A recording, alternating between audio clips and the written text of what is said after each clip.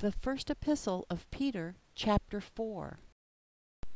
In studying this chapter, to notice the attitudes one should have in suffering for righteousness' sake, to review how we should serve God as we live in the end times. The theme of suffering for righteousness' sake continues. Just as Christ was willing to suffer for us in the flesh, we should have the same attitude to strive to live for the will of God instead of the lust of men. 1 Peter 4, 1 and 2. Forasmuch then as Christ suffered for us in the flesh, arm yourselves also with the same mind. For he who has suffered in the flesh has ceased from sin, that you no longer should live the rest of your time in the flesh for the lusts of men, but for the will of God. When we give up sins like lewdness, drunkenness, revelries, drinking parties, etc., those in the world may think it strange.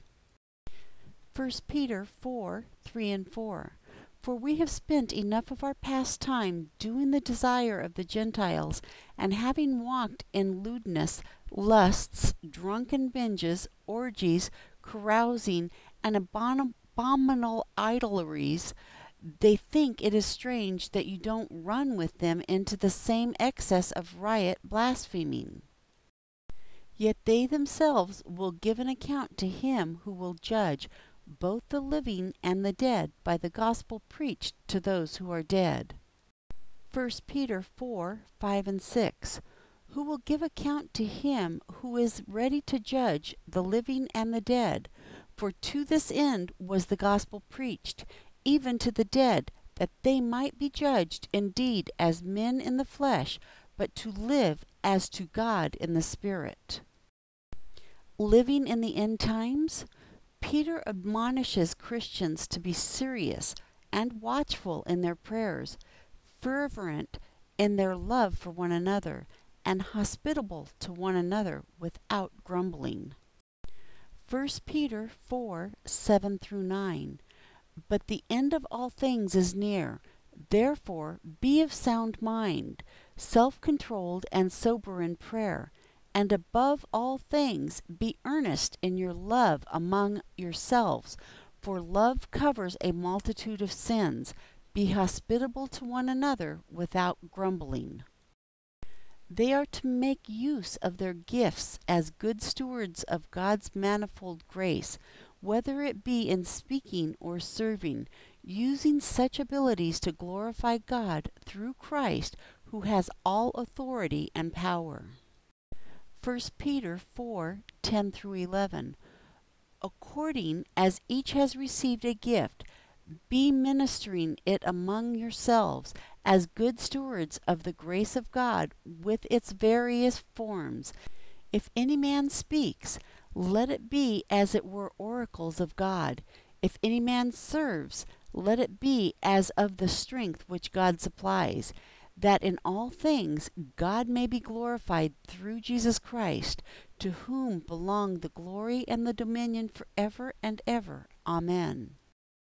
Suffering for Christ should not be considered a strange thing, but an occasion to rejoice. 1 Peter 4, 12 and 13. Beloved, don't be astonished at the fiery trial which has come upon you to test you, as though a strange thing has happened to you. But because you are partakers of Christ's sufferings, rejoice, that at the revelation of his glory also you may rejoice with exceeding joy. Those who partake of Christ's sufferings will be exceedingly glad when his glory is revealed. In the meantime, they are blessed because the Spirit of God rests upon those who glorify Christ by their suffering. 1 Peter 4:14. If you are insulted for the name of Christ, blessed are you, because the Spirit of glory and of God rests on you.